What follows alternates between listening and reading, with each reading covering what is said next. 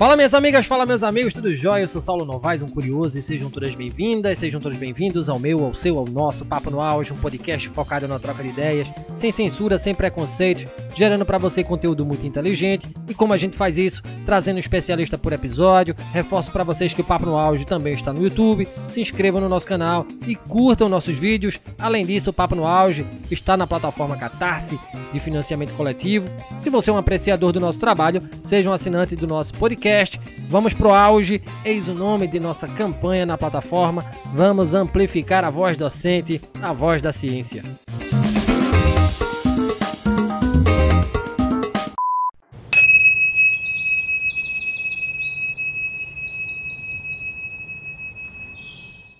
A Organização Mundial da Saúde, a OMS, desde 1946, define saúde não apenas como ausência de doença, e inclui o bem-estar espiritual como uma dimensão do estado de saúde, junto às dimensões corporais, psíquicas e sociais, formalizando assim o acréscimo da religiosidade, espiritualidade e crenças pessoais em seu instrumento de avaliação de qualidade de vida. O significado de bem-estar tem a ver com as condições satisfatórias do ponto de vista físico, espiritual ou psicológico dos indivíduos. É a saúde no seu sentido mais amplo, de maneira ativa e em todos os seus aspectos, englobando uma boa nutrição, atividade física, bons relacionamentos interpessoais, familiares e sociais, além de controle do estresse. A gente sabe que o mundo moderno é marcado por constantes transformações, com ênfase no individualismo e no consumismo, inserido nesse cotidiano cada vez mais acelerado, onde tudo se torna cada vez mais automático, com uma urgente necessidade de eficiência. O indivíduo é continuamente solicitado a ser produtivo, vivendo num estado de tensão e ansiedade que o leva ao estresse, à dispersão mental e falta de foco, ao agir sem pensar, a ter atitudes condicionadas que são prejudiciais ao seu bem-estar. E isso pode ser atenuado com a prática meditativa diária. A meditação tem sido uma das práticas integrativas que auxiliam na redução do estresse e da ansiedade. Neurocientistas têm comprovado que esta prática tem influência sobre o sistema nervoso central, modificando a atividade cerebral e o metabolismo do indivíduo, provocando, inclusive, alterações em áreas do cérebro que favorecem a melhoria das funções cognitivas e emocionais. Especialmente a meditação mindfulness, atenção plena, tem sido incorporada em protocolos de tratamento psicológico com o objetivo de intervir em processos mentais que contribuem para a perturbação emocional e para o comportamento mal adaptativo. Mas o que viria a ser mindfulness? Quais são as benesses desta prática frente à pujança tecnológica na qual estamos imersos? Como manter a atenção plena em um mundo que nos força a ficarmos cada vez mais dispersos? As respostas para estas perguntas serão dadas pela professora Juliana Didier. A professora Juliana é mestre em administração, foi durante mais de 10 anos professora da Universidade Federal de Pernambuco e atualmente estuda e pesquisa bem-estar digital. É também instrutora de meditação Mindfulness pelo Instituto Canadense Mindfulness Without Borders e formação em Digital Wellbeing, bem-estar digital, pela Universidade de York, no Reino Unido. Além desse baita currículo, é criadora também do perfil no Instagram e do método Digital Equilibrium. E seja bem-vinda, professora Juliana. Satisfação imensa ter você aqui em nosso podcast, abordando um tema tão interessante e tão relevante, né, professora? Antes de iniciarmos o tema de nossa conversa, algumas curiosidades, né, que a gente sempre pergunta aqui no nosso podcast. O que é que te motivou, professora, a ser professora? Por que largar a vida de pesquisadora e de docente no Brasil e viver no Canadá? Hoje você mora, né, no Canadá. Por que estudar Mindfulness? E mais uma vez, seja bem-vinda, professora Juliana. Muito obrigada, Saulo, pelo seu convite. E é um prazer estar aqui compartilhando um pouco da minha história, um pouco do que eu aprendi de Mindfulness e de bem-estar digital. Bom, foram muitas questões que foram se somando ao longo dos anos. Quando eu olho, eu faço uma retrospectiva, né? Essa decisão foi um acumulado de várias situações. Mas, basicamente, eu percebia que certas questões que me incomodavam na cultura organizacional da universidade que também fazem muito parte da cultura brasileira, o famoso e popular jeitinho brasileiro, era uma coisa que me incomodava profundamente, né? Então, por várias vezes eu ouvi frases, por exemplo, contando o milagre sem contar o santo, como a gente diz, eu ouvi mais de uma vez nesses 12 anos a frase: professora, a senhora é tão ingênua, no sentido de que eu poderia ter dado um jeitinho para ludibriar alguma situação ou fazer alguma coisa em meu próprio benefício, seja financeiramente, seja em função de alguma questão de reputação, negociação, etc. Então, isso era uma coisa que me incomodava muito. Então, embora eu gostasse muito da sala de aula, a sala de aula sempre foi uma paixão para mim, eu percebia que essa questão da cultura organizacional era uma coisa que não ia mudar por minha iniciativa individual, né? Era uma questão muito mais complexa. Então, eu disse, bom, já que eu tenho direito a pedir uma licença sem vencimentos, eu resolvi pedir uma licença porque antes de entrar na universidade eu tinha um plano de vir para o Canadá, mas uma amiga minha me convenceu a fazer o concurso na época, que abri para hotelaria, e embora eu já tivesse prestes a fazer uma entrevista para vir para Quebec na época, eu desisti de ir para São Paulo fazer a entrevista final, já para fazer o processo de imigração. E aí eu disse, não, é agora ou nunca. Era na época da expansão da universidade, eu disse a hora de entrar na universidade, de tentar entrar, né, porque eu ia fazer o concurso. É agora.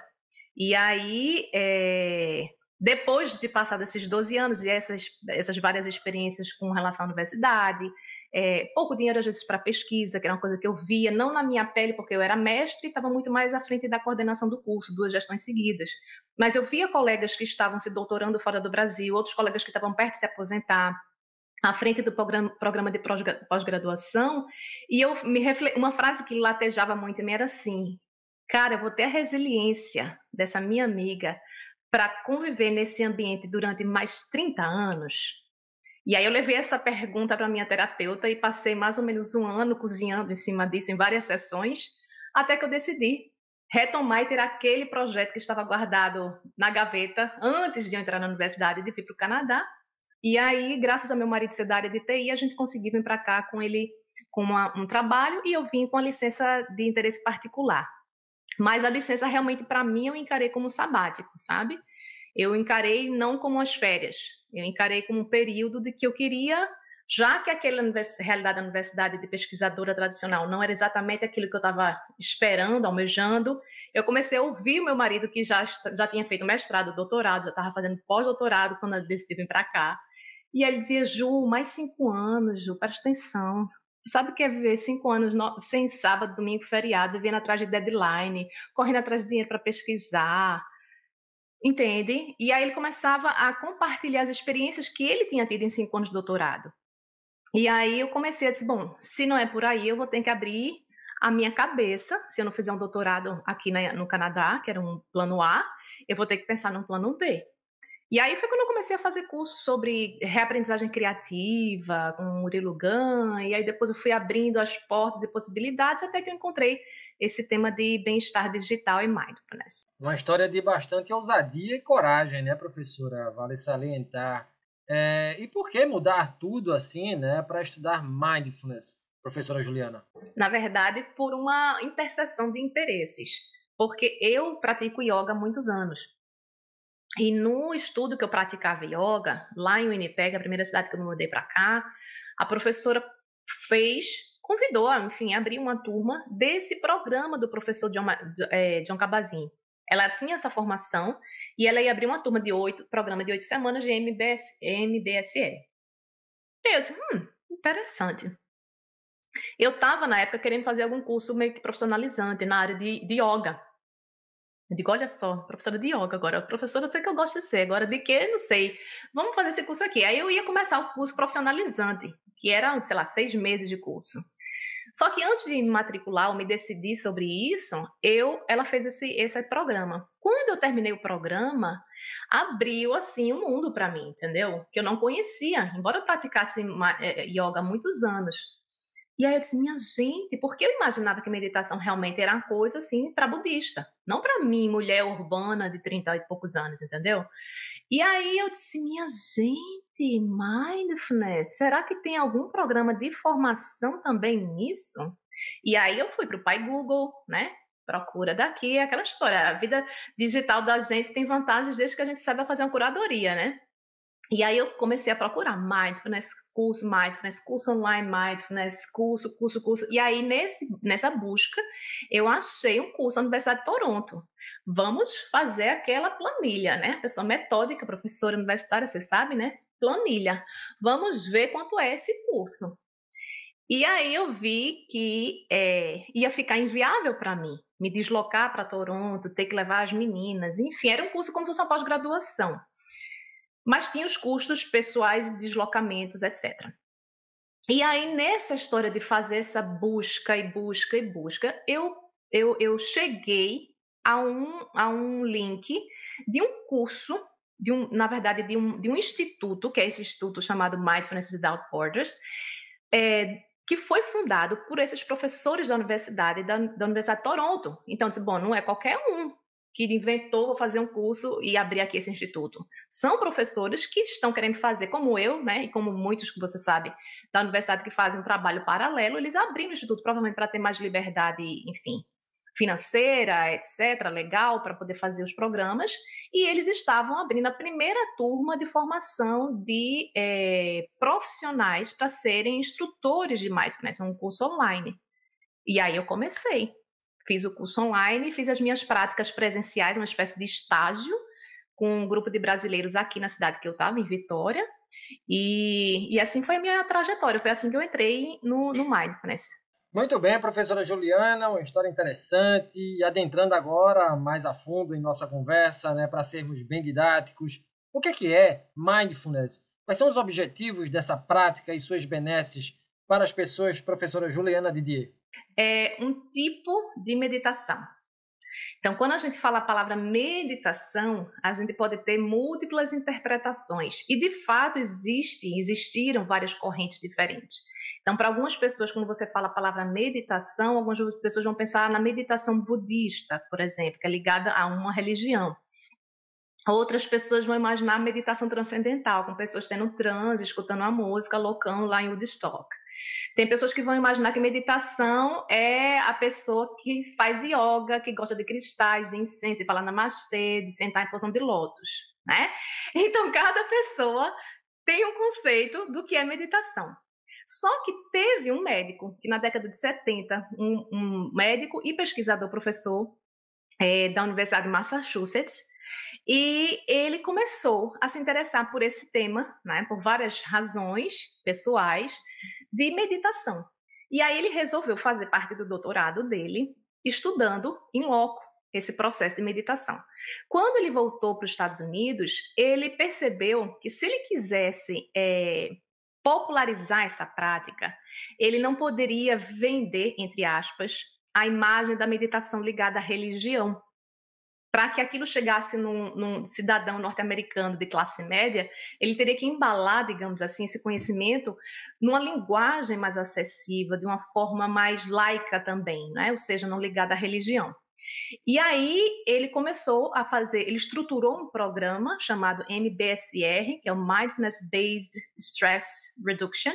Em tradução livre seria Programa de Redução do Estresse. Palavra-chave estresse, ele já era médico, mas entendia de marketing, né? Então, estresse era a palavra da moda na época, na década de 70. Então, redução do estresse, todo mundo quer. Se é baseado em quê? O povo não queria nem saber. Mas era a redução do estresse, que era a palavra-chave do programa dele. E aí ele montou esse programa, um programa de 8 semanas, e começou a aplicar na clínica escola da Universidade de Massachusetts, né? na escola de medicina.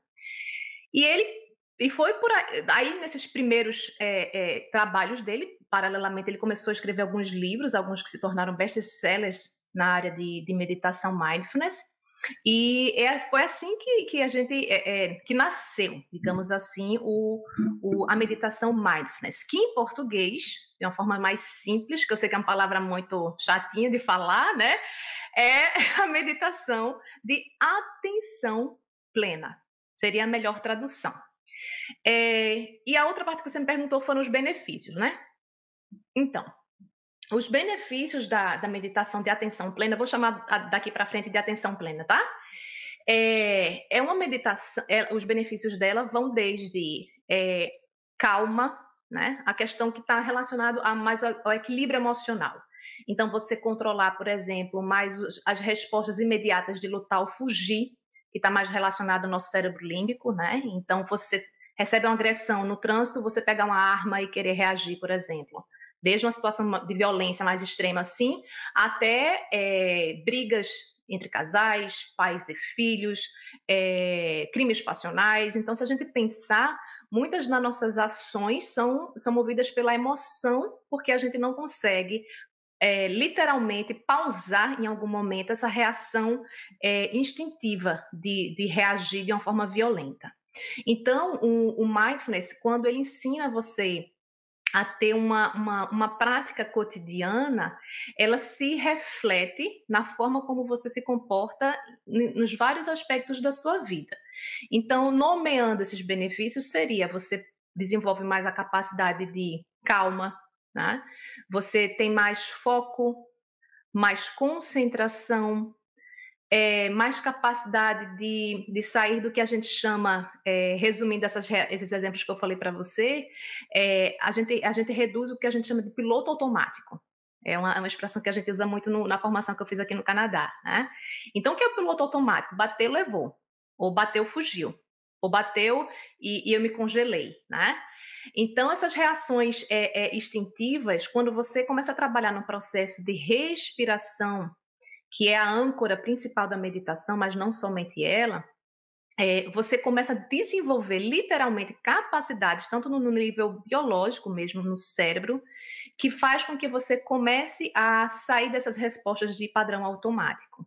Então, ao sair dessas respostas automáticas, você tem esses benefícios de mais calma, mais consciência para tomada de decisão, mais clareza mental, mais foco, mais concentração. Acho que, de um modo geral, são esses os principais benefícios, né? Se a gente pensar nos aspectos indiretos, digamos assim, ou que a meditação também pode ajudar no aspecto de saúde, né? Não só nas questões mais gerais, já tem pesquisas mostrando, por exemplo, que de forma associada com outros tipos de terapia, você tem, por exemplo, uma diminuição da recorrência de casos de depressão. Então, pacientes que são tratados com medicação, com outras terapêuticas, mas que junto fazem meditação, é tipo 58% a mais o nível a diminuição, melhor dizendo, da recorrência de uma outra crise, né? Situações também que é muito utilizada é o controle do estresse, né? Recuperação de pacientes que estão em situação de burnout, né, que é o esgotamento mental, justamente por conta do excesso principalmente nesse contexto digital, que eu acho que a gente vai conversar um pouquinho mais, né? Então, esse hiperaceleramento que às vezes leva para o adoecimento também de transtorno de ansiedade generalizada, síndrome do pânico. Então, a meditação, ela não é uma pílula mágica, mas em associação com outras terapias, uma terapia cognitivo-comportamental, dependendo do caso, a terapia também junto com a terapia medicamentosa, né? Mas a meditação é como no processo de emagrecimento, né? Então você vai dizer assim, você precisa emagrecer 30 quilos. É só fazer ginástica? Não. É só tomar um redutor de apetite? Não. É só fazer uma redução de estômago? Eu conheço dezenas de pessoas que fizeram redução do estômago que ganharam peso de novo. Por quê? Porque é muito mais complexo do que reduzir o tamanho físico do estômago. Se você não cuidar da questão psicológica, da comida como consolo emocional, de inserir uma atividade física regular, de ter outros prazeres na vida além da comida, de você fazer uma terapia cognitivo-comportamental ou qualquer outro tipo de terapia tradicional. Ou seja, se você não tiver uma abordagem multidisciplinar, não vai adiantar você fazer uma redução, né? Então, da mesma forma, a meditação. Então, a meditação é como se a gente pensar na saúde e bem-estar mental, é como se fosse a ginástica, a academia, entende? Dentro da perda de peso, por exemplo. Então, você só fazer academia e continuar comendo feito um doido vai fazer você perder peso? Não, meu bem. Você vai ficar uma picanha, entendeu? Carne de primeira por baixo com aquela capinha de gordura por cima. Não adianta se enganar. Então, a mesma coisa com a meditação. ela não vai fazer você se transformar num monge budista, né? Até porque você não vai treinar 3 anos de retiro durante 12 horas por dia meditando e depois, para manutenção básica, 3 horas de meditação por dia. Então, do mesmo jeito que você, não precisamos ser halterofilistas só porque a gente puxa peso 3 vezes por semana. Ou porque vai para uma academia. Você pode ir porque você está com 60 anos com osteoporose, né? E precisando tratar do seu corpo. Então, meditação, ela precisa ser entendida não como uma mágica, entende, Saulo? Não como aquela coisa assim que você vai tomar aquela pílula. Hoje, você vai praticar meditação, você gostou, entrou no meu canal no YouTube e começou a fazer meditação. Daqui a 15 dias, você está, meu Deus, mas eu ainda estou irritado com esse meu colega de trabalho. Ou qualquer pessoa que provoca mais a sua reação de raiva, por exemplo, alguma pessoa da sua família, ou seja lá quem for. Então, se você achar que a meditação vai, entre aspas, curar e vai trazer um autocontrole emocional, que você vai se tornar a pessoa mais focada, mais concentrada, mais, assim, imune a todas as tempestades emocionais do mundo, sabe? E você idealizar isso, porque acha que a meditação vai trazer um milagre, é você criar expectativas demais, altas demais, né? Então, é uma prática, por isso que a gente chama que é uma prática, como é uma academia. Então, você não fica com a barriga tanquinho porque você começou a fazer um abdominal semana passada. Eu tenho uma barriga tanquinho. As minhas alunas diziam, professora, a senhora nem parece que tem 2 filhas. Sim, mas a minha barriga tanquinho é um conjunto de variáveis, né? É o conjunto da alimentação, da genética, da atividade física de fazendo yoga desde 17 anos, né? De uma série de fatores. Então, a meditação é uma prática que é eficiente para todos esses benefícios que eu falei, é cientificamente comprovada. Cada ano aumenta o número de pesquisas apontando essas correlações entre os benefícios emocionais, né, e os benefícios também no controle da ansiedade e do estresse, mas não é uma mágica e ela não funciona sozinha. Mas quanto mais consistência e quanto mais perdurar essa prática, do mesmo jeito que a prática de uma atividade física, a longo prazo você vai colher os seus benefícios. Muito bom, professora, e como eu preciso disso, né? Justamente por ser uma pessoa hiper acelerada. A gente estava falando de tecnologias, professora, e a gente não fala de outra coisa que não tecnologias de informação invadindo os muitos espaços sociais. Isso ficou ainda mais patente durante a pandemia da Covid-19. Transformação digital é o mantra das organizações e das pessoas. O uso excessivo dessas tecnologias tem causado uma sobrecarga de trabalho e, logicamente, uma sobrecarga de informação, e isso impacta na saúde das pessoas. Minha pergunta é, professora, o que viria a ser bem-estar digital, tema sobre o qual você pesquisa?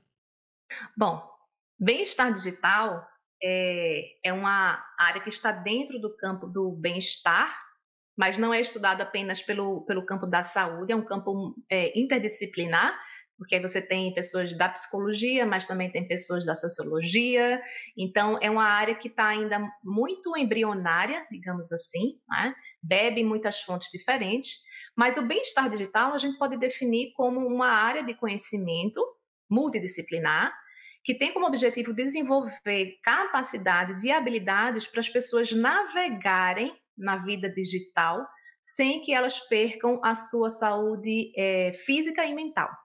Então, em termos de conceito, seria isso, né? Então, do mesmo jeito que a gente tem práticas para cuidar do nosso bem-estar mais tradicionais, digamos assim, como, por exemplo, que já são conhecidas de todos nós, a gente pode não praticar, mas a gente entende que algumas coisas clássicas, por exemplo, dormir bem, se alimentar bem, comer frutas e legumes, praticar atividade física. Sem atividade física, você tem uma série de problemas de saúde.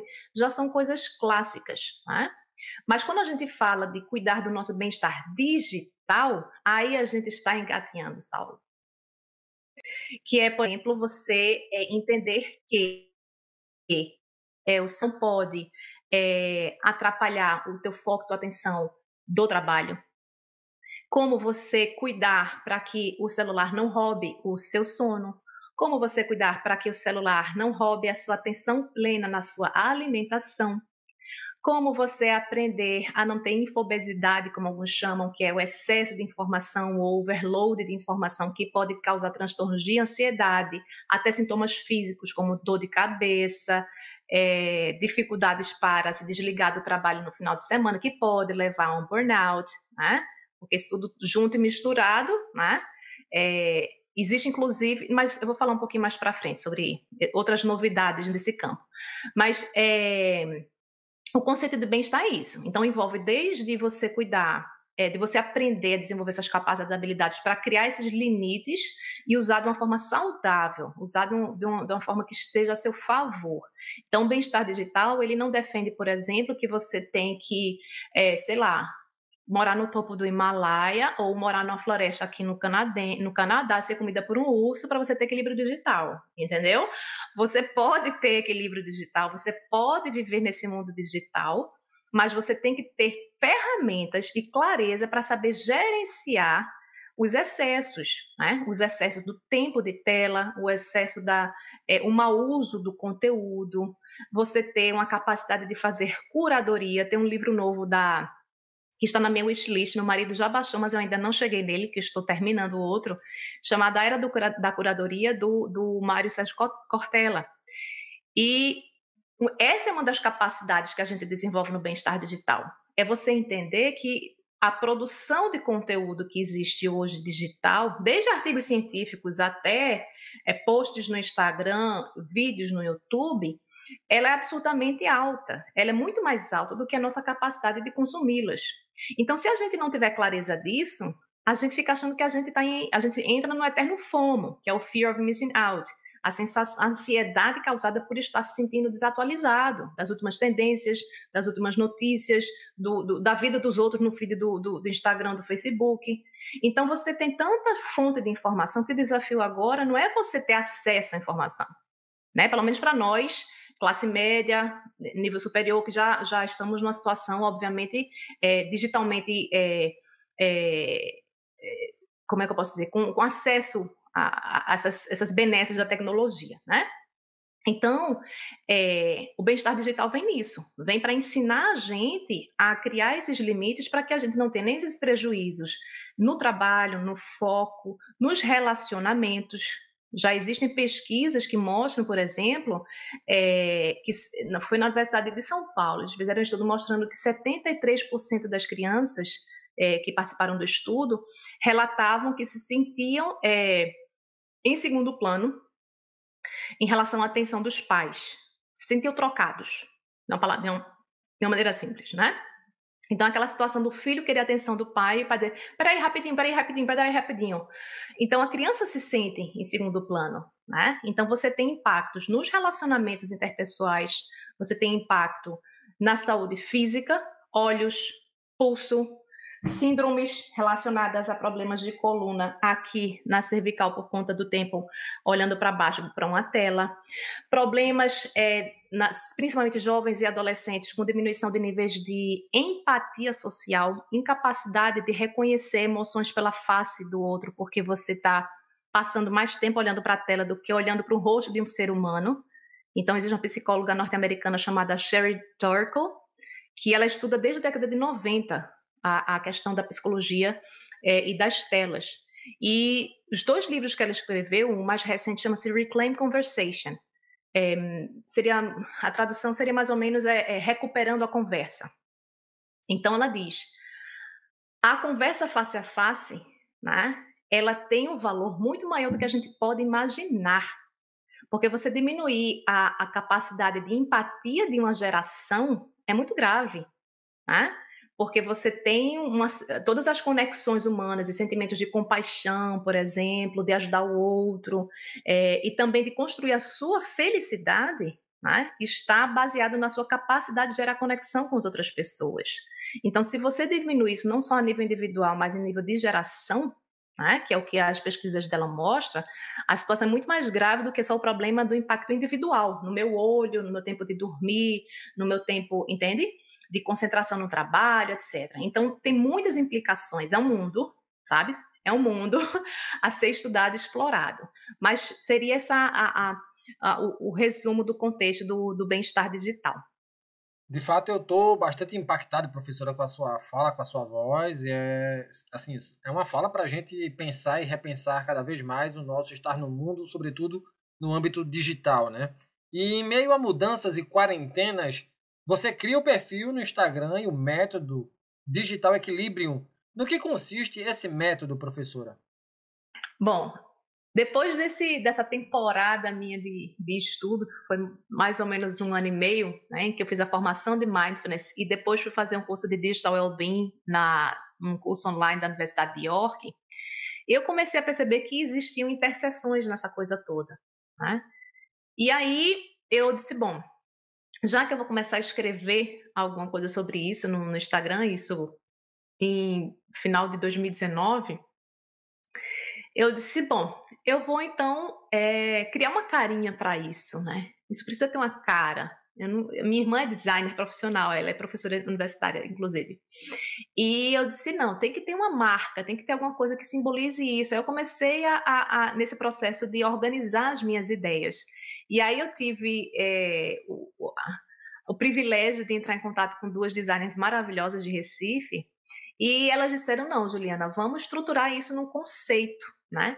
E aí, nesse processo, eu me forcei, ao ter que fazer, entre aspas, a marca do Digital Equilibrium, eu tive que começar a imaginar onde é que estavam essas interseções para que aquilo fosse interpretado em uma imagem. E aí, processo de ideação, né? Processo de ideação, de organização, de juntar todos os pontos e as ideias. Tive um grande amigo meu também, o Rodolfo Dantas, que, enfim, também estava morando aqui no Canadá há pouquíssimo tempo, na época, que era um cara que tinha 15 anos de marketing de conteúdo, e aí me ajudou a estruturar também essa ideia. Ele também era professor universitário, e eu comecei a escrever. E aí, qual foi a grande conclusão que eu cheguei nesse modelo? Que existem 3 eixos, né, para que a gente tenha uma vida digital equilibrada. E esses 3 eixos, eles são interligados, não são desconectados. O primeiro eixo é o eixo eu, o eixo do ser humano, da reconexão consigo mesmo. Tá? Então, eu entendo que se a gente quer ter um equilíbrio digital, ou seja, uma relação mais equilibrada com as nossas telas, a primeira coisa que a gente precisa reequilibrar é as nossas próprias emoções. Por quê?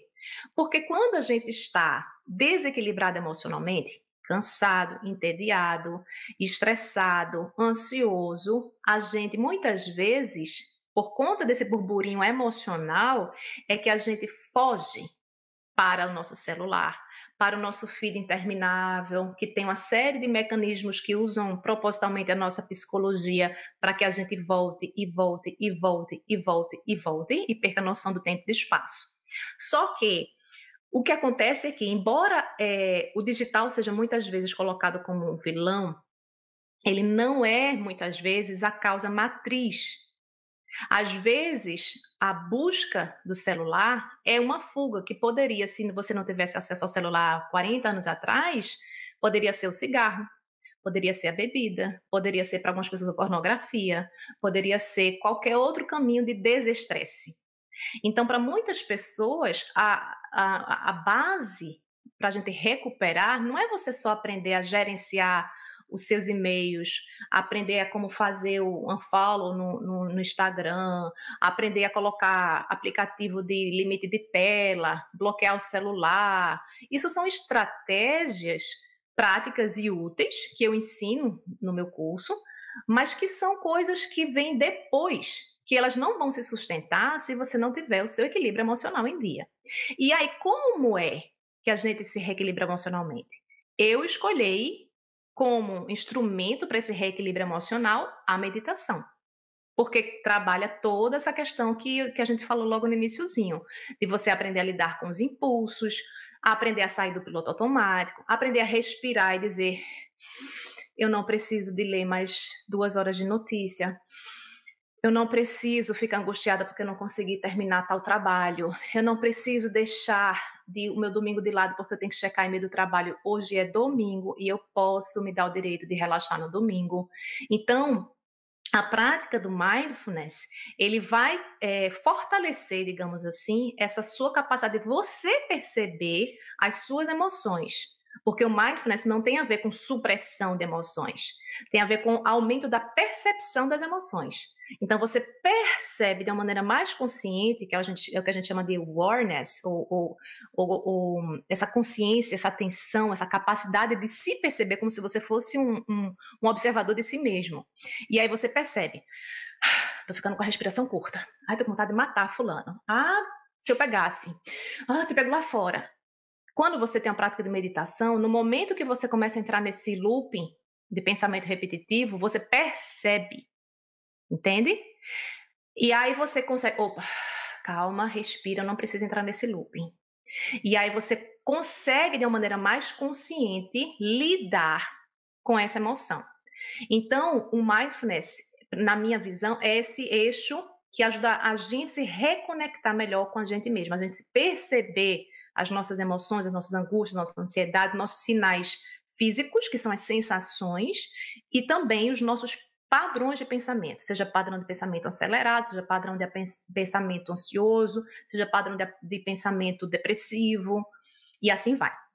Então, uma vez que você reequilibra o emocional, é que você pode partir para o outro eixo, que é o equilíbrio digital, que é você entender como você usar essas ferramentas, quais são os seus maus hábitos digitais, por exemplo, comer vendo o celular, trabalhar com o celular em cima da mesa, usar o celular como despertador, entende? Deixar todas as notificações ativadas, não desligar o celular para dormir, e assim vai. Então, no eixo equilíbrio digital, eu vou começando a trabalhar os conceitos mais centrais de bem-estar digital realmente. Quais são os benefícios, quais são as coisas que a pessoa às vezes tem como hábito, que ela nem percebe, que ela repete tanto, que ela não se dá conta, né? E depois, além da pessoa entender o porquê, né? E os malefícios, depois a gente entra na parte mais instrumental, que é como, na prática, eu lidar com a minha ansiedade, meu FOMO, meu JOMO, como é que eu posso lidar melhor com os meus e-mails, com grupos de mensagens, notificações, como é que eu faço isso na prática no meu celular, como é que eu desabilito, como é que eu habilito, como é que eu gerencio todo esse volume de informação, como é que eu faço uma curadoria de informação, etc. Então, é a parte mais instrumental. E na parte do eixo de relacionamentos, né, que é o eixo JOMO, que é o eixozinho, na minha marca, é o eixo amarelo, é você reconectar-se com o outro, né? Então, como a gente desaprendeu por estar muito no online, às vezes a gente se esquece que como é que eu construo relacionamentos?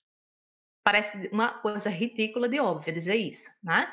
Mas muitas pessoas, quando pensam assim, que é que eu vou, se tiver sem Wi-Fi, por exemplo, vocês que estão escutando a gente, passar um dia sem Wi-Fi. Eu fiz uns stories no dia que o Instagram e o WhatsApp ficou 6 horas sem funcionar. Minha gente bombou os stories. Teve gente que disse, fiquei em paz, não tive que responder cliente nenhum, que alívio, não tive que falar com aluno nenhum, consegui produzir 4 horas de artigo porque ninguém estava me interrompendo no WhatsApp. Entende? Me senti em paz e não sei o quê. Saiu de tudo.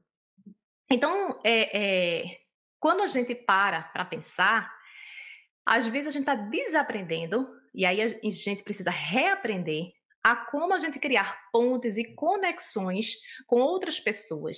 E aí eu utilizo como base teórica um estudo, né? Um livro, melhor dizendo, que foi baseado em 3 anos de viagem de um jornalista chamado Johan Hari. E ele fez um trabalho de pesquisa com pesquisadores do mundo inteiro sobre as causas sociais da depressão. Ele sofreu durante vários anos, décadas, com depressão, e ele começou a desconfiar que talvez não fosse só um problema no cérebro dele, mas na forma como a gente vive hoje. Por que houve um pico? Por que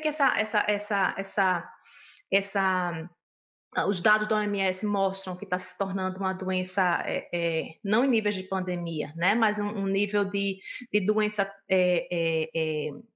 Qual é o fator que realmente causa isso? Enfim.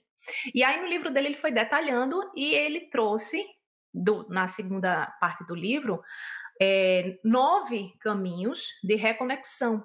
E aí, dentro do curso, eu peguei essa parte do livro e vou detalhando o que eu chamo das 9 pontos de reconexão. E aí eu vou ensinar ao aluno, olha, você pode se reconectar com a sua comunidade, você pode se reconectar com a sua família, e aí eu vou dando uma lista de sugestões, de atividades que a pessoa pode fazer para ela aprender, a reaprender, a se reconectar com outros prazeres da vida, com outras pessoas, com outras coisas que não só estão no mundo digital.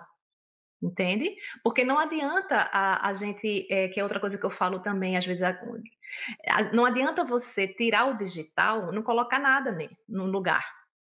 Né? Então, para você tirar ou diminuir, melhor dizendo, o digital da sua vida e ir para um equilíbrio digital, ou seja, você usar o digital de uma forma, tanto em termos de tempo quanto em termos de conteúdo ao seu favor, você precisa também ter outras coisas que substituam aquilo dali.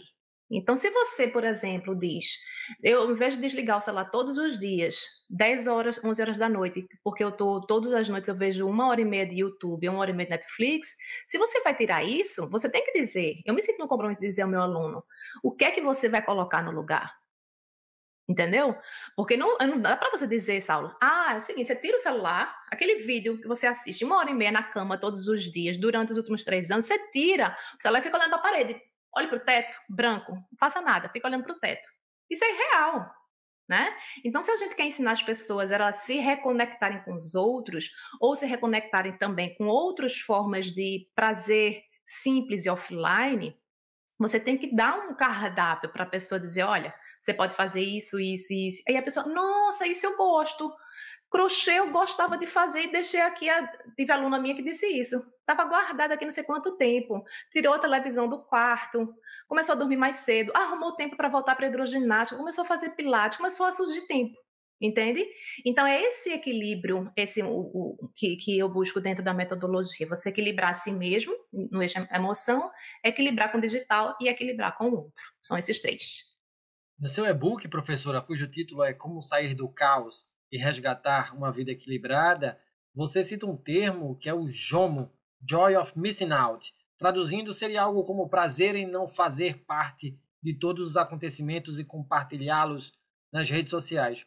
O contrário ao JOMO seria o FOMO, ou seja, o Fear of Missing Out, que seria o medo de estar por fora. Diante de uma vida tão instagramável, professora, em que a gente parece querer estar no mundo mosaico o tempo todo, como manter uma vida equilibrada e atenção plena? Como é que a gente blinda a nossa cabeça dessa volúpia de informação sem deixar de ser produtivo? Ótima pergunta, desafiadora. Bom, vamos lá. Eu acho que a primeira coisa é a gente entender quais são as nossas prioridades. Eu estava um dia vendo uma live do autor, de um artista chamado Caetano, que é o autor do livro Theo e Minimundo, com a monja Cohen. E ele fez essa pergunta para ela sobre como é que ela conseguia ser uma pessoa tão ativa no digital, produzir vídeos e tal, sempre tá, né? Ela tem vários vídeos no YouTube e tal, e não deixar a vida dela se esvair nesse processo. Aí ela falou bem calma, assim, disse, olha, eu uso a tecnologia só para me comunicar, para falar com as pessoas que me interessam, o pessoal que faz os meus vídeos, o pessoal daqui do mosteiro, acho que elas chamam, né? Que ela mora e tal. Eu uso para me comunicar e Instagram nem entro, viu, meu filho? Eu nem respondo. Na verdade, eu entro mesmo no YouTube, quando eu quero ver um vídeo específico, uma palestra de fulana, aí citou umas 2 ou 3 pessoas que ela gostava de assistir os vídeos mais longos. Então, o que me chamou a atenção da forma como ela falou, e também de como você perguntou, é que a gente, no fundo, a gente usa o verbo ter que foi uma coisa que a minha terapeuta, né, do Brasil ainda, falava muito. A gente não tem que nada. Então, quando a gente se coloca na obrigação de ter que estar online, de ter que responder todo mundo, de ter que estar atualizado, na verdade, a gente está criando ou nutrindo o nosso FOMO, que é o Fear of Missing Out. Então, eu acho que o caminho passa primeiro pela tomada de consciência do que é que eu quero fazer com o meu tempo na minha vida, de modo geral, e o que é que eu quero fazer com o meu tempo no online. Para você ter uma ideia de um outro exemplo, eu tenho uma ex-aluna fantástica, que teve uma vez que ela me encontrou no Instagram, fazia muito tempo que a gente não se via, e foi justamente numa live no início do ano que eu falava sobre como você descobrir o tempo que você gasta no Instagram. E aí ela assistiu a live, tá? E depois entrou em contato comigo no direct. Didier, pelo amor de Deus, eu tava com medo de fazer esse negócio, mas eu vou mandar o print para você. Olha quanto eu gastei de hora por dia semana passada no Instagram. 3 horas e 40. E ela disse, Didier, eu tô com vergonha de mandar isso, mas eu mandei o print. Tem uma solução? Eu digo, tem, Manu. Tudo tem solução. Aí ela me perguntou, e tu, Didier? Tu deve gastar umas 6 horas, né? Porque tu fica produzindo conteúdo pro Instagram, tu tem que responder ao povo, tu faz conteúdo para o YouTube, faz não sei o que, tu deve gastar... Aí eu disse, Manu, sabe quantas horas eu gasto no Instagram por dia? Consumindo informação? Ela, quanto, prof? 20 minutos.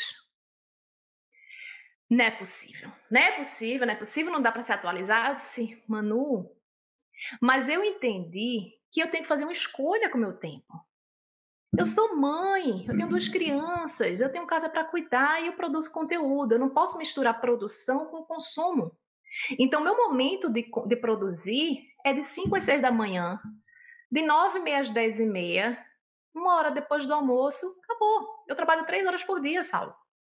Então, imagine se eu passasse 3 horas pendurada acompanhando a vida de Deus e o mundo no Instagram. Eu não escrevia um post, eu não fazia um vídeo, eu não fazia podcast, eu não fazia nada.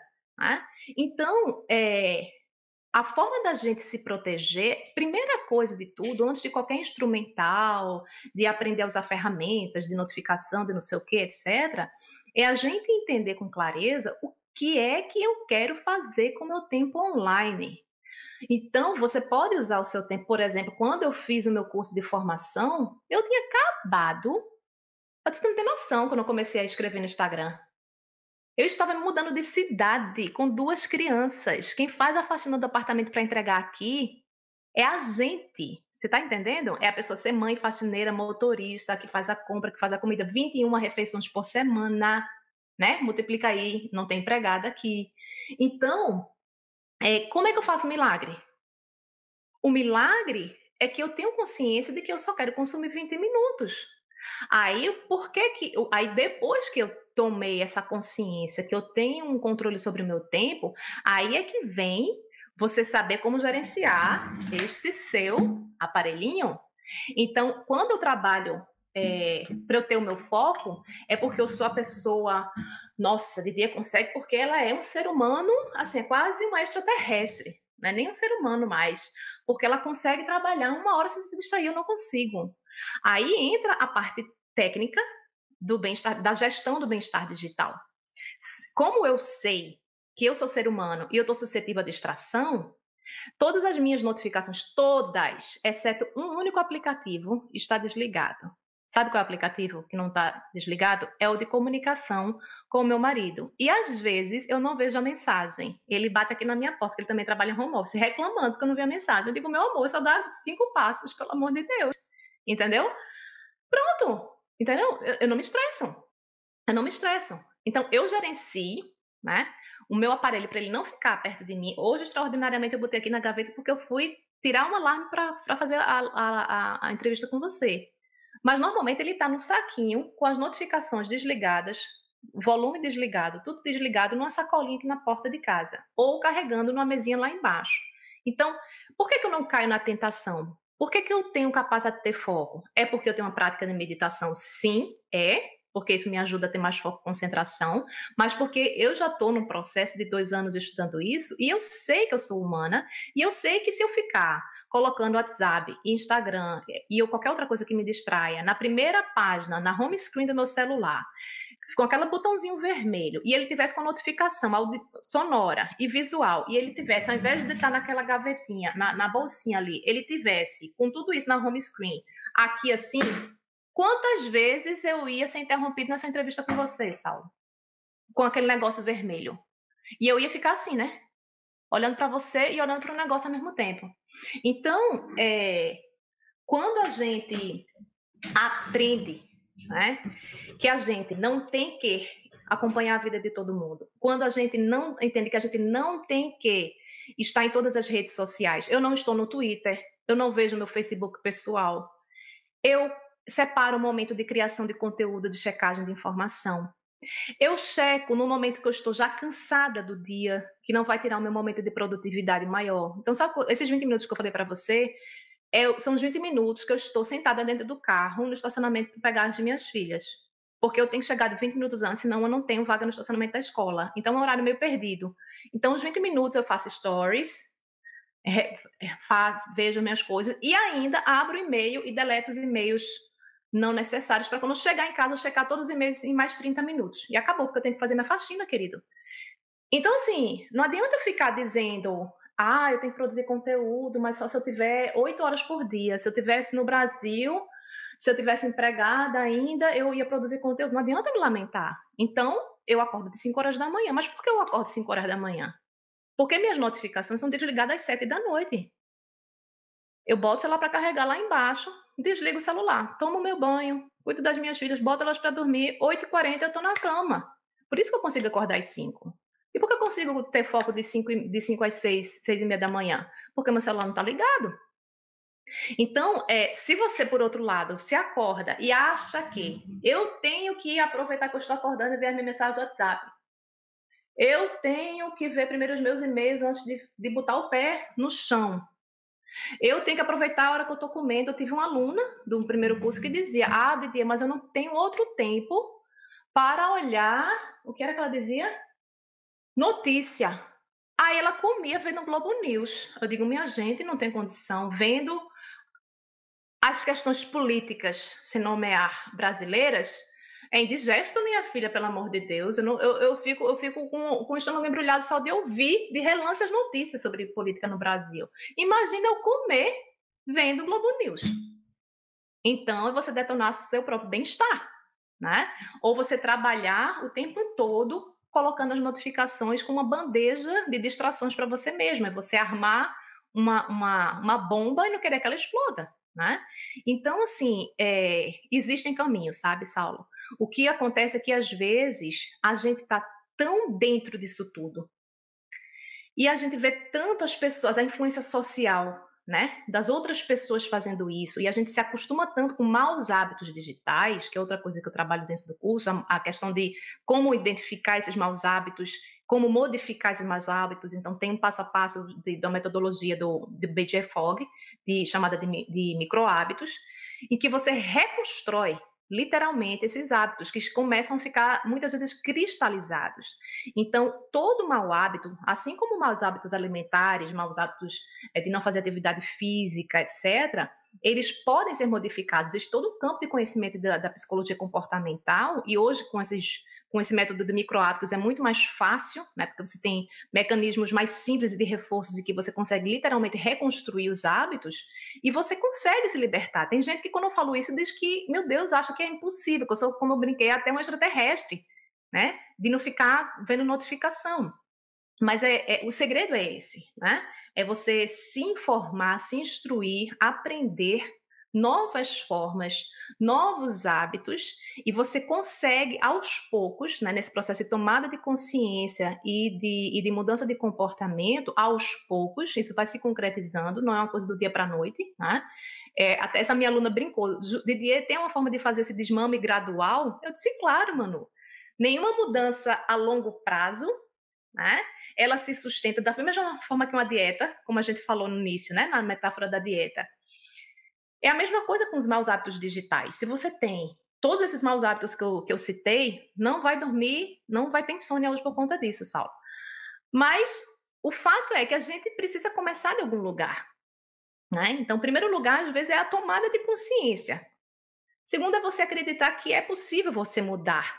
Terceiro, é você ter uma clareza, um caminho, um mentor, um professor que te dê o passo a passo para você aprender como sair dessa enrascada, digamos, de informação e de falta de controle sobre a nossa vida digital. Mais uma grande fala, professora. E você enxerga, com retorno às presencialidades, né, e não somente devido a isso, uma tendência à desconexão das pessoas, dos seus smartphones, das suas mídias sociais, professora Juliana? Não, eu acho que não em massa, né? Tentar me explicar melhor. Eu acho que as pessoas nesse período que estão podendo se reconectar pessoalmente, eu não acho que as pessoas vão sair em massa do digital. O que eu acho é que vai aumentar a vontade das pessoas experimentarem coisas prazerosas offline que elas foram privadas de experimentar. Então, eu acho que a gente vai ter uma vida mais híbrida, digamos assim. Não necessariamente uma diminuição radical em massa do digital, mas eu acho que uma carência natural de se reconectar com coisas presenciais. E aí eu estava citando, por exemplo, viajar, né? Tem uma série do Netflix, por exemplo, que eu comecei a assistir, que eu disse, minha gente, vejam o desejo inconsciente que a gente está tendo de olhar o mundo lá fora. Que é aquele aluguel de Aluga-se um Paraíso, eu acho, que inclusive é um trio e tem uma brasileira, né? A Joana. E por que eu estava tão interessada, talvez, de ver aquilo? Depois eu fiquei refletindo. Provavelmente porque inconscientemente eu não estou podendo ainda viajar. Aqui no Canadá a gente está com série de restrições ainda. Mas o desejo de viajar já está latente. Eu vi essa semana o show de Marisa Monte. Minha gente, eu fiquei doida. Eu disse, minha gente, pelo amor de Deus, chega aqui no Canadá, ela vai olhar o site do negócio nos Estados Unidos para ver se ia ter Chicago, se tem Seattle. Seattle dá para ir de balsa daqui. E aí eu fiquei doida para ver qual cidade era mais perto. Eu disse, minha gente, Minneapolis, eu acho que é perto aqui também, é um voo só. Mas foi uma pulguinha, sabe? Que aí eu disse, gente, veja como está o desejo latente de se reconectar com experiências táteis, sabe? Olfativas, físicas, né? E que traz a humanidade da gente, digamos assim, de volta, né? Então, eu acho que jantar fora, viajar, rever pessoas, então qualquer tipo de experiência rica, né? De conexão pessoal, eu acho que isso vai ter um boom, inclusive em termos de negócios, né? Eu acho que quem estiver ligado nisso, de proporcionar experiências offline ricas, né? Eu acho que vai atender a um anseio, a um desejo muito grande, né, das pessoas por isso. Então, nesse sentido, eu acho que vai ter um boom, sabe? Em termos assim de negócios, de dinheiro, quer dizer, quem deixou de viajar? Quem cancelou? Eu mesma cancelei, não fui para o casamento da minha cunhada, por sua vez, acabou resolvendo de negociar e resolveu não fazer mais a festa, né? Mas a gente pediu o dinheiro de volta, que a gente comprou pelo cartão, e aí a gente pediu o dinheiro de volta, pediu um reembolso, mas esse dinheiro está lá guardado, esperando para ser gasto, né? Então, quantas pessoas no mundo queriam viajar, cancelaram e estão com um desejo latente de qual vai ser, quando é que eu vou conseguir viajar de novo, para onde é que eu vou, para onde é que eu não vou? Então, eu acho que isso vai ser um boom, sabe? Próximo ano, essa indústria de turismo, de lazer, restaurantes. Então, acho que esse desejo vai acontecer. Mas não acredito que o digital necessariamente vá diminuir drasticamente. Eu acho que o digital realmente veio para ficar. Meu marido, por exemplo, na empresa dele, ele trabalha home office, né? E eles fizeram uma pesquisa para saber quem queria voltar 100% para o escritório, quem queria ficar híbrido e quem queria ficar home office. 70% disse que quer ficar home office. Só 30% que quer ficar 100% lá na empresa, de volta no escritório, na sede, ou híbrido. Ou seja, tem pessoas que, no final das contas, veja que é uma terceira via que ninguém nem pensava que existiria uma forma de trabalho assim, né? O que é o híbrido? Eu perguntei a ele, o híbrido é você trabalhar 4 dias em casa e um dia você vai para o escritório, normalmente uma sexta, uma quarta, um dia que aí eles centralizam as reuniões, então é o momento de você se conectar literalmente com as outras pessoas, é quase que uma diversão no meio da semana, você está em casa, está cansado de trabalhar de chinelo e tal, e aí você vai para o escritório para encontrar a galera. Basicamente é isso, entendeu? Se reunir, ver gente, comer fora, comer no restaurante e tal, tomar uma cerveja no final, happy hour, é quase uma socialização. Então tem pessoas que optaram por esse modelo híbrido porque sentem falta e não aguentam mais fazer essa reunião do Zoom. Né? Então eu acho que nesse sentido a gente vai reconstruir muitos modelos de trabalho, é um impacto que eu vejo desse modelo híbrido, e vejo também essa questão do boom em termos de indústria de experiências, viagens, turismo, lazer. Acho que isso vai crescer sim. E chegamos ao fim deste episódio do Papo no Auge. Hoje conversamos sobre Mindfulness e bem-estar digital com a professora e pesquisadora Juliana Didier, instrutora de meditação Mindfulness. pelo Instituto Canadense Mindfulness Without Borders. Professora Juliana, foi massa nosso papo, gratidão por sua presença em nosso podcast. Bacana demais aprender com você sobre a temática interessantíssima. Para mim, então, será muito útil esse conteúdo e certamente será útil para muito mais gente. Fico honrado com a sua partilha, com a sua generosidade. E para quem quiser trocar uma ideia com você, professora, como te achar, né? E além disso, quais livros ler sobre o tema do Mindfulness? E mais uma vez, gratidão. Para me encontrar, né, vocês podem digitar Digital Equilibrium. E aí você, colocando Digital Equilíbrio, você vai me encontrar no Instagram, no Facebook e no YouTube. O YouTube, pessoalmente, eu acho mais fácil de localizar e consumir meus conteúdos, porque tem as famosas playlists, né? Que no IGTV existe, mas é um pouquinho mais complicada de achar. Já no meu YouTube, você consegue literalmente achar a playlist que você se identifica mais. Então, eu tenho uma linha editorial que é meditação simples. Então, tem lá 13 vídeos só sobre meditação. Aí tem outra playlist que é Pega Leve no Digital, que são resumos de TEDs e seguidos de 4 dicas. Aí já tem outra playlist que são as lives semanais. Então, no YouTube, eu acho que quem quer conhecer consegue explorar um pouco mais fácil. E tem no Instagram, quem quiser ler sobre o meu e-book, ele é gratuito. Basta você entrar no meu Instagram, digital.equilibrium, e no Linktree, naquele linkzinho azul, você acessa o link e você consegue baixar o e-book. Com relação a dicas de leitura sobre meditação, eu poderia trazer 2 dicas, que são leituras mais iniciais, digamos assim, para entender o tema. Uma é Meditação para Céticos Ansiosos. É um livro de Dan Harris, que é um jornalista norte-americano. Dan Harris, ele teve um ataque de pânico ao vivo, em rede nacional nos Estados Unidos, alguns anos atrás. E ele era uma dessas pessoas que riam de meditação. Ele dizia, né, meditação é coisa para quem gosta de cristais, de incensos, não é para mim. E aí ele conheceu um outro professor, que é parceiro dele do livro, que é um dos meus professores prediletos de meditação, porque ele é um cara que ele é diagnosticado com TDAH e, ironicamente, ele é professor de meditação. Um dos melhores professores de meditação, respeitadíssimos. Ele está baseado em Toronto, o Jeff. E o Jeff é coautor do livro. Então, nesse livro, o que eu acho interessante é, primeiro, porque o Dan é super irônico e brincalhão. 2, que eles fazem uma quebra dos 10 principais mitos sobre a meditação. E como tem a coautoria do Jeff, o Jeff escreveu algumas meditações guiadas no livro e também deu acesso a um aplicativo, é o 10% Mais Feliz. Para quem compra o livro, ele dá o acesso liberado durante um tempo. Então, acho que é um livro muito bom porque é leve, é engraçado, conta a história da viagem deles, viajando para lugares inusitados que você nunca imaginaria que tem aplicação de meditação. Por exemplo, presídios, centros militares, hospitais. Então você começa a ver que realmente meditação, pelo menos nos Estados Unidos, é algo que já está no mainstream, né? Já está sendo usado realmente para muitas situações, que não só redução do estresse, até em grupos de militares que às vezes as pessoas nem imaginam que poderia ser aplicada. Então, meditação para céticos ansiosos é essa visão, né? Então, é uma boa entrada.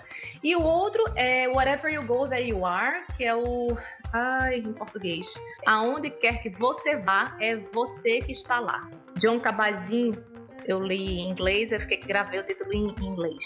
É um livro clássico. Aonde quer que você vá, é você que está lá. Professor Jon Kabat-Zinn, um guia prático para cultivar a atenção plena na vida diária. É o subtítulo dele. Então, acho que essas são as minhas duas indicações principais que eu poderia trazer para vocês. Do criador, do pai do Mindfulness. Então, se você quiser beber na fonte, entender quais são os conceitos, se você for mais professor, pesquisador, quer entender de onde veio essa história toda de Mindfulness, então você pode ler o livro mais clássico. Se você é um estudante, se você gosta de quer uma leitura mais leve, e está mais curioso do tema, quer rir e ao mesmo tempo quer praticar um pouco a meditação, aí eu indico Meditação para Céticos Ansiosos, do Dan Harris. Professora Juliana Didier, aqui no Papo no Auge. Professora, brigadão, viu, por sua participação e por compartilhar com a gente tanto conhecimento. Obrigado de verdade. Obrigada, eu que agradeço. Foi um prazer. E lembro a vocês que nos escutam, estamos nas plataformas agregadoras de podcast, no Spotify, no Google Podcast, na Apple Podcast, na Amazon Music, na Deezer, na plataforma da Anchor e também no YouTube. Nos sigam, curtam, compartilhem nossos áudios, se inscrevam no nosso canal. Se você gostou desse conteúdo e quiser ser um assinante do nosso podcast, na descrição desse episódio eu vou deixar o link para a plataforma Catarse. Ao clicar no endereço eletrônico, você será conduzido até a página do Papo no Auge na plataforma de financiamento coletivo, podendo fazer a sua contribuição para este projeto. Nos ajude, afinal o conhecimento precisa e deve ser propagado. Um grande abraço a todas e todos e até o próximo episódio. Valeu!